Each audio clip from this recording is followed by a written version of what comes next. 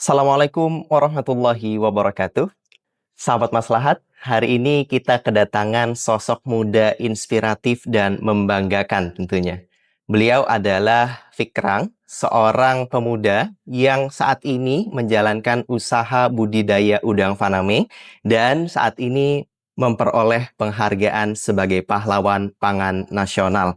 Langsung saja kita sapa. Assalamualaikum Mas Fikrang. Waalaikumsalam warahmatullahi Gimana kabarnya Mas hari ini? Alhamdulillah luar biasa. Alhamdulillah. Mas Fikrang ini mungkin bagi kita yang sudah lama mengikuti perjalanan BSI Maslahat dari zaman dulu gitu ya. Kita sudah mendengar bagaimana perjalanannya Mas Fikrang membangun usaha udang faname di Kabupaten Baru ya Mas ya? Baru. Kabupaten Baru, Sulawesi Selatan. Mungkin boleh diceritakan kembali Mas, bagaimana perjalanan Mas Fikrang dahulu sampai saat ini akhirnya memutuskan untuk melakukan budidaya udang faname ya? Oke. Saya ini Fikran dari Kabupaten Baru ya. Ya. Lahir dan besar memang di lingkungan petambak ya. Tambak yang notabene orang tua petambak tradisional. Kuli di salah satu tambak tradisional dan saya lihat ternyata dunia udang ataupun dunia tambak ini punya potensial. Kenapa? Karena banyak Cina yang masuk. Pikiran saya, Cina itu ya tidak mungkin masuk ke dunia industri yang uangnya sedikit. Tapi saya lihat, kok orang tua saya nggak bisa. Itu mulai tertariknya ke dunia udang faname. Alhasil ya, saya kuliah di jurusan perikanan waktu itu. Itu sih yang awalnya saya pikirannya kenapa harus masuk ke dunia industri perikanan gitu. Oke. Memang berarti melihat dari adanya potensi itu ya? Iya, betul. Lihat ada yang memang sudah biasa melakukan. Kalau bisnis itu ada pertimbangan matang. Dalam membangun usaha tentu banyak tantangan, kendala yang dihadapi selama ini oleh Bang Fikrang dan teman-teman gitu ya. Apa mungkin tantangan terbesar yang sangat challenging selama ini dalam membangun usaha dan bagaimana Bang Fikrang juga rekan-rekan di sana solving problem tadi gitu. Oke. Pertama untuk bisnis sudah yang sekarang ya, yang jalan, ini bukan bisnis pertama saya. Oh gitu. Jatuh bangun gitu. Jatuh bangun mulai dari jualan soto ikan, masalah di kampus dengan dosen, dan masuk lagi ke dunia financial technology, itu yang paling terburuk ya. Financial technology, dan alhasil itu hari datang COVID. Saya sakit satu keluarga kena COVID, dan pada akhirnya kakak kena masalah juga, terjerat pinjaman online yang cukup banyak ya, tersebar foto-foto ke orang-orang, dan saya satu-satunya anak laki-laki di keluarga. Orang tua saya nggak kasih tahu bagaimana posisi bisnis saya yang notabene juga sedang jatuh-jatuhnya. Banyak UMKM yang kita bina, yang kami salurkan dana dari investor yang gagal. Alhasil itu hari saya ditelepon kiri kanan dengan posisi sedang sakit. Itu betul-betul terpuruk banget dan sempat ngilang, menenangkan diri dan coba cari solusi gitu. Itu sih yang paling berat untuk saya waktu di COVID gitu.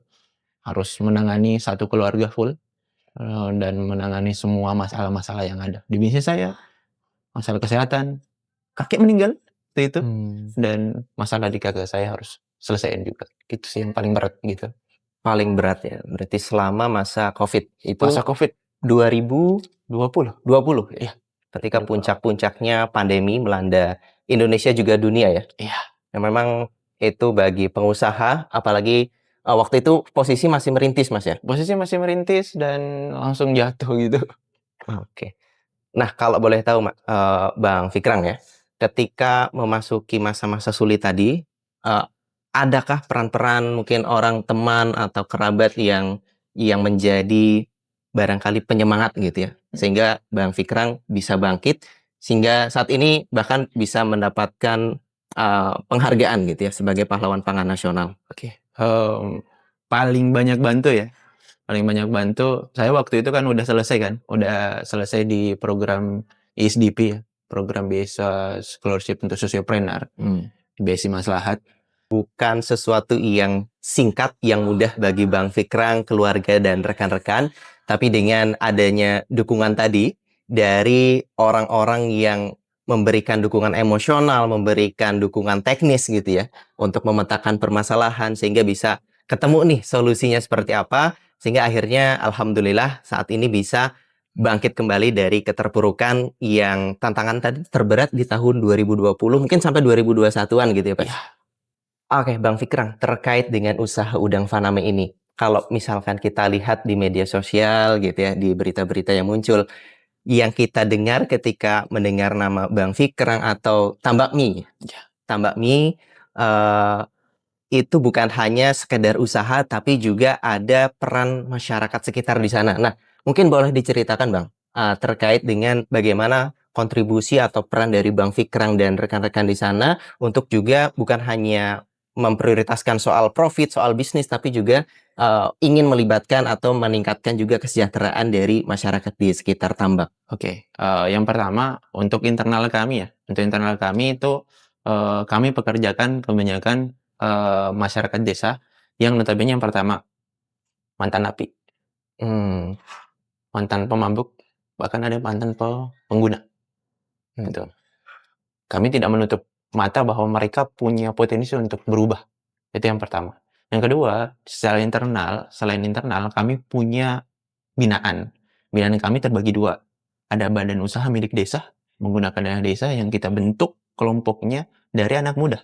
hmm. Gitu, dari karang taruna kita tarik, kita bentuk jadi satu BUMDes. Ada juga yang kelompok pembudidaya ikan, namanya Pokdakan ya, Pokdakan. istilahnya. Ya, itu dibentuk dari penyuluh, kita kerjasama dengan pemerintah kabupaten kota, dan dari situ kita minta kabupaten kota untuk menyalurkan dana dari dana APBD ya, APBD atau APBN supaya mereka bisa diberikan fasilitas kolam bulat yang memang memakai teknologi kami, gitu. Dengan catatan kami yang melakukan pendampingan. Hmm. Kami biasanya 1 sampai 2 siklus budidaya, mereka sudah sustain, sudah bagus, kami tinggalkan. Gitu. Bukan tinggalkan secara full, tapi memberikan kesempatan kepada mereka untuk mandiri. Hasilnya apa? Alhamdulillah ada salah satu desa yang paling jadi contoh, BUMDesnya itu ada 2 unit waktu kami pembangunan awal. Sekarang sudah 3 unit BUMDesnya, yang snowball efeknya adalah para pengurus BUMDes ini membentuk kolam-kolam lain, memakai dana mereka, dana pribadi mereka, tapi dari hasil ini juga, dari BUMDes ini juga yang untuk ke para anggotanya. Satu desa ini awalnya 2 unit, kalau dihitung satu desa ini sekarang sudah hampir 20-an unit lebih. Oh, Itu luar snowball biasa ya. effect-nya jadi gitu. Hmm. Ya, secara tidak langsung kita udah banyak binaan, hampir 100 unit lah satu kabupaten. Itu di baru satu kabupaten, belum di luar kabupaten baru. Ada di Pindrang, ada di Pangkep, itu. Ada juga bahkan di luar dari Sulawesi Selatan. Hmm. Itu ada di Pasangkayu, ini sementara juga ada di Kabupaten Polman, kita Sulbar ya, Sulawesi Barat, yang kita coba develop juga, gitu. Oke. Jadi begitu, sahabat maslahat, luar biasa ternyata dari perjuangan tadi, di tahun berarti mulai dari tahun 21, 2021 ya? ya. Untuk, bisnis tambak udang ini ya? Ya, itu mulainya dari minus memang sih, Hmm, gitu. Saya waktu itu memang, alhamdulillah masih jaga komunikasi dengan baik dengan salah satu dokter di Makassar, hmm. itu. Saya cerita sama beliau, "Dok, saya punya mimpi kayak gini, bagaimana masalahmu kemarin, Dek?" Saya bilang, "Sudah sementara selesaikan, Dok." Saya bilang, "Saya punya uang sekian, kupakai." Itu. Saya bilang, "Pinjam atau apa, Dok?" Bilang, "Oke, ini invest saja. Persoalan apa, segala macam saya tidak peduli. Saya udah percaya dengan kau, dan saya sudah lihat bagaimana kau selesaikan masalahmu yang kemarin. Alhasil, berikanlah kepercayaan itu, saya bangun kolam dengan kepercayaan dari orang, sampai sekarang masih jalan dengan dia." Gitu. Oh, alhamdulillah ya. Jadi memang kuncinya ada di, kepercayaan stakeholder gitu ya. Ya, Bagaimana kita bisa menjaga itu, meskipun ada badai yang menerpa usaha gitu ya, tapi betul. kita bagaimana tetap bisa membuka komunikasi, menjaga kepercayaan itu, sehingga ketika badai sudah berlalu, akhirnya kepercayaan itu tetap ada dan Ya, support-nya semakin besar gitu ya, betul. Bang, ya. Dan tadi kalau kita dengar ceritanya memang, kelompok-kelompok atau masyarakat yang ingin diberdayakan, yang menjadi target, Fikrang ini adalah tadi yang bisa dikatakan masyarakat yang seringkali termarginalkan Ya, gitu ya. betul. Dari mereka yang dianggap sudah tidak punya harapan, tapi justru Bang Fikrang dan teman-teman melihat ini ada potensi bahwa mereka bisa berubah menjadi lebih baik sehingga dilibatkan dalam proses pengembangan bisnis di budidaya udang faname di Kabupaten Baru, Sulawesi Selatan. Baik, Bang Fikrang, kita sebelumnya ingin mengucapkan selamat atas penghargaan yang diraih sebagai pahlawan pangan nasional yang tentu ini bukan sesuatu yang sembarangan didapatkan oleh Bang Fikrang gitu ya, atas dedikasinya selama ini membangun ketahanan pangan khususnya di sektor perikanan melalui budidaya udang faname di Sulawesi Selatan. Nah, terkait dengan penghargaan ini Bang Fikrang, mungkin bisa diceritakan makna penghargaan ini dan apakah dengan penghargaan ini ada cita-cita yang semakin meluas, ada harapan-harapan yang semakin membesar gitu ya setelah mendapatkan penghargaan ini? Oke, sebelumnya saya banyak terima kasih ya. Ya terima kasih untuk semua penghargaan yang diberikan, terutama yang pahlawan pangan ini. Sebuah tanggung jawab bagi saya ya, tanggung jawab yang cukup besar dengan disematkannya ya penghargaan ini. Bukan bilang hanya untuk pribadi, tapi ini sebuah tanggung jawab besar bagaimana saya lebih meluaskan manfaat. Manfaat bukan hanya di Sulawesi, tapi ke seluruh Indonesia, Kalimantan, Sulawesi, di Jawa, Sumatera, NTB, Papua. Terlebih di sektor perikanan. Itu sih lebih ke arah beban tanggung jawabnya itu, bukan bilang, ini memang betul-betul bukan persoalan penghargaannya saja, seremonialnya saja, tapi lebih ke arah tanggung jawab yang harus saya emban lebih besar lagi dengan nama pahlawan pangan itu, seperti itu. Jadi merasa ini bukan sebuah puncak, tapi Iya, awal dari awal, tanggung jawab betul, yang lebih lebih besar. betul sekali. Masya Allah, luar biasa ya.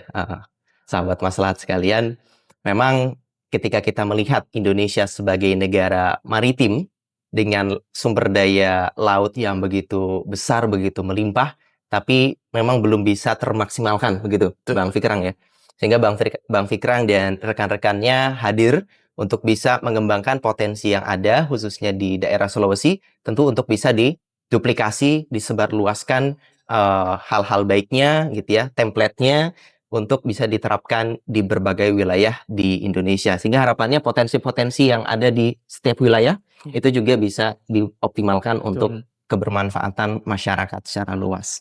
Selanjutnya, Bang Fikrang ini sebagaimana yang kita tahu merupakan penerima beasiswa BSI Maslahat pada program ISDP ya. ISDP, Islamic Social Development Sociopreneur Development Program. Pada tahun 2020. Saya masuk 2018. Oh, program tahun 2018 dan tentunya sampai saat ini masih menjalin komunikasi yang baik dengan BSI Maslahat, juga kita percayakan gitu ya untuk terlibat dalam program-program pemberdayaan ekonomi masyarakat di BSI Maslahat. Nah, berkaitan dengan ini, Bang Fikrang, bagaimana arti atas kesempatan-kesempatan tadi bagi Bang Fikrang selama ini?